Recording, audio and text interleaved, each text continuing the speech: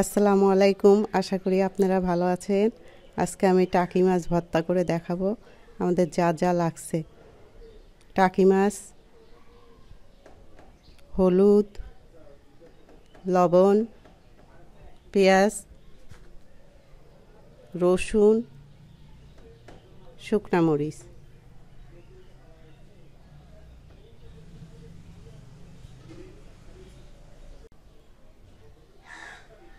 তেল।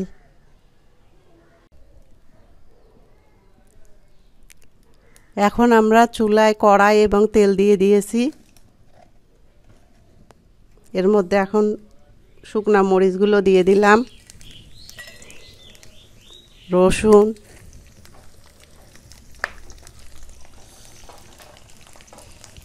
পেঁয়াজ। এখন লাল লাল করে ভেজে নিব।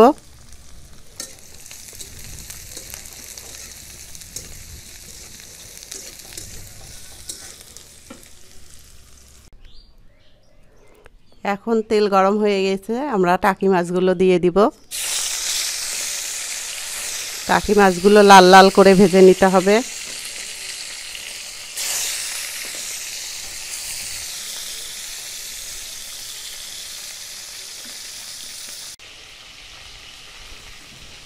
আমরা মাছটা ভাজা হয়ে গেছে, এখন আমরা কাটা বেছে নিচ্ছি ভালো করে।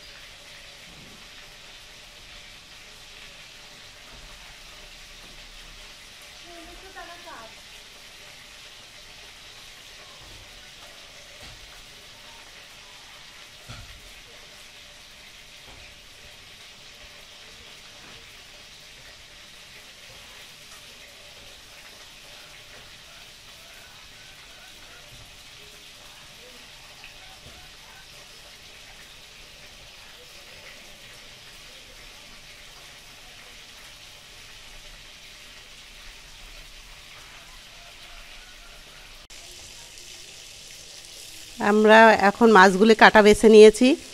এখন ভর্তা করব। পাটার মধ্যে লবণ দিয়ে দিচ্ছি স্বাদ মতো।